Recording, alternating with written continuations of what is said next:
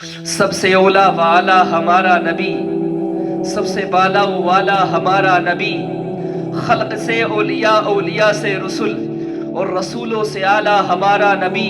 کیا خبر کتنے تارے کھلے چھپ گئے، پر نہ ڈوبے نہ ڈوبا ہمارا نبی۔ اور سب سے اچھوں میں اچھا سمجھیے جسے، ہے اس اچھے سے اچھا ہمارا نبی۔ اور غمزدوں کو رضا مزدہ دیجئے کہ ہے بے کسوں کا سہارا ہمارا نبی۔ اس کائنات عالم میں اگر سب سے زیادہ ہماری محبتوں کا حقدار کوئی ہے، وہ صرف ہمارا نبی ہے۔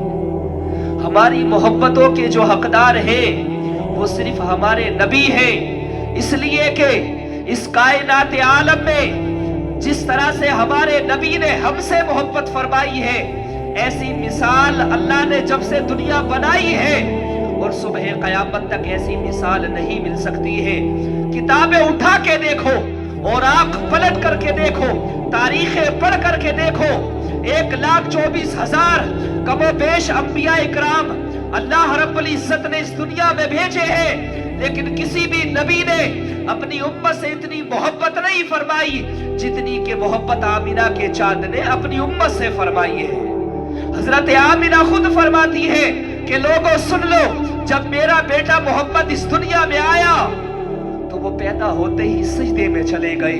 لوگوں میں تمہیں وہ مثال بتانے لگا ہوں کہ کائنات عالم نے اس طرح کی مثال آج تک نہیں سنی، اور اس طرح کا کسی نے محبت کا تقاضا اپنی امت کے ساتھ میں نہیں دکھایا۔ 1,24,000 کم و بیش انبیاء اکرام آئے اس دنیا میں، لیکن اتنی محبت، اتنی الفت، اتنی چاہت کسی بھی نبی نے اپنی امت کے ساتھ میں نہیں دکھائی جتنی کہ تیرے اور میرے نبی نے اپنی امت کے ساتھ میں دکھائی ہے۔ حضرت آمینہ فرماتی ہے لوگوں سن لو، میرا بیٹا محمد پیدا ہوتے ہی سجدے کی حالت میں چلا گیا، اور سب سے پہلے اپنی زبان سے وہ جملہ نکالتے ہیں اللہ اکبر، اللہ سب سے بڑا ہے۔ دوسرا جملہ نکالتے ہیں الحمدللہ رب العالمین، تمام تعریف اس رب کے لیے ہے جو تمام عالمین کا پالنے والا ہے۔ اور حضرت آمنہ فرماتی ہے کہ تیسرا جملہ سن کر کے میرا جسم کانپنے لگا، میرے جسم پر لرزہ طاری ہو گیا، میری آنکھوں سے آنسو نکل آئے۔ لوگوں سن لو، میرا محمد کہتا ہے رب حبلی امتی، اے اللہ میری امت کو میرے حوالے فرما دے۔ بتاؤ لوگوں، اور اپنے دل پر ہاتھ رکھو اور پوچھو اپنے ضمیر سے، پوچھو اپنے دل و دماغ سے کہ پیدا ہوتے ہی کس بچے کو اپنا ہوش رہتا ہے؟ یہاں تو 5-7 سال گزر جاتے ہیں اور بچوں کو خود کا ہوش نہیں رہتا، لیکن دعائیں دو اس کملی والے نبی کو اور درود پڑھو اس نبی پر جس نے پیدا ہوتے ہی ہم غریبوں کو یاد رکھا، ہم گناہگاروں کو یاد رکھا، اور رب کی بارگاہ میں سجدہ و سجود ہو کر کے تجھ اور میرے گناہگار ہونے کی دعائیں اللہ رب العزت کی بارگاہ میں مانگتے رہے اور کہتے رہے اللہ میری امت بڑی گناہگار ہے، اللہ میری گناہگار امت کو میرے حوالے فرما دے۔ بتاؤ ایسے حالت میں کون یاد کرتا ہے؟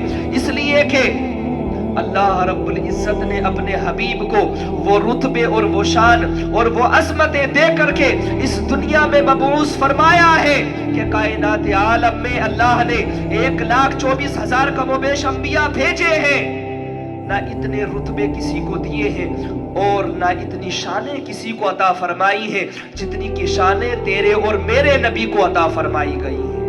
اور دوسری مثال، ایک تو یہ مثال کہ پیدا ہوتے ہی تیرا اور میرا نبی سجدے میں جاتا ہے اور تیرے میرے لیے دعائیں کرتا ہے، اللہ کی بارگاہ میں فریاد کرتا ہے۔ اور دوسری مثال حضرت فضل بن عباس رضی اللہ تعالیٰ عنہ فرماتے ہیں کہ میرا دل چاہتا تھا کہ میں اپنے نبی کو خود اپنے ہاتھوں سے قبر مبارک میں اتاروں۔ حضرت علی نے مجھ سے فرمایا اے فضل کیوں چکر لگا رہا ہے، کیوں بے چین ہے؟ حضرت علی سے میں نے عرض کی امیر المومنین میں چاہتا ہوں کہ حضور کو میں اپنے ہاتھوں سے قبر مبارک میں اتاروں اور حضور کا دیدار کر سکوں۔ حضرت علی رضی اللہ تعالیٰ نے اجازت مرحمت فرمائی۔ حضرت فضل بن عباس کہتے ہیں کہ میں قبر کے اندر اترا حضور کی، اور میں نے آپ کے چہرے مبارک سے कपड़े मुबारक को हटाया, आपका चमकता हुआ चांद जैसा रोशन चेहरा मैंने देखा। मेरा गम हल्का हुआ, मुझे जो गम था मैंने आपका दीदार किया और हुजूर पर दुरूद पढ़ा। जैसे ही मैं दुरूद पढ़ रहा था ना, मैंने देखा कि हुजूर के लब हिल रहे हैं, हुजूर के लब हिल रहे हैं। लोगों जरा ध्यान से इस बात को सुनना। हजरत फजल बिन अब्बास फरमाते हैं, लोगों मैंने देखा कि हुजूर अपनी कब्र अनवर के अंदर सो रहे हैं, आराम फरमा रहे हैं। मैंने आपके चेहरे मुबारक से कपड़े को हटाया, आपके लब हिल रहे हैं। मैंने अपने कानों को हुजूर के लबे मुबारक पर रखा।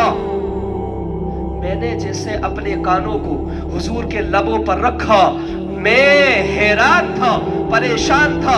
हजरत अली ने मुझसे फरमाया, ए फजल ये क्या कर रहे हो? हजरत फजल बिन अब्बास कहते हैं, अर्ज करते हैं, अमीरुल मोमिनीन मैंने देखा कि हुजूर के लबे मुबारक हरकत कर रहे हैं, जुम्बिश कर रहे हैं। हजरत अली फरमाते हैं, तो बताओ हजरत ए फजल बिन अब्बास, मेरा नबी क्या फरमा रहा है? मेरे नबी के लब क्यों लब कुशाई कर रहे हैं, क्यों उनके लब हिल रहे हैं? हजरत फजल बिन अब्बास फरमाते हैं, ए अमीरुल मोमिनीन मेरा नबी इस हालत में भी अल्लाह की बारगाह में दुआएं कर रहे हैं, और मेरे नबी के लब जो हिल रहे हैं ना, मेरे नबी अपनी कब्र मुबारक में भी अल्लाह की बारगाह में दुआएं फरमा रहे हैं। और वो ये कह रहे हैं, रब्बे हबली उम्मती, रब्बे हबली उम्मती, ए अल्लाह मेरी गुनाहगार उम्मत को मेरे हवाले फरमा दे।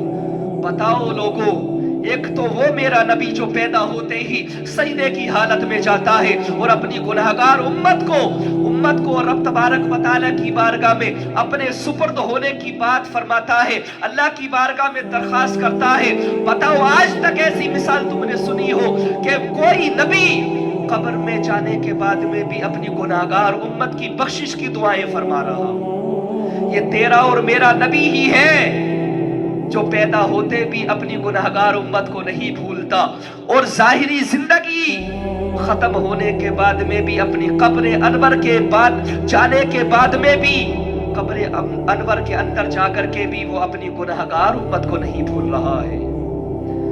तो सबसे ज्यादा अगर कोई मोहब्बतों का हकदार है ना, वो सिर्फ तेरा और मेरा नबी है।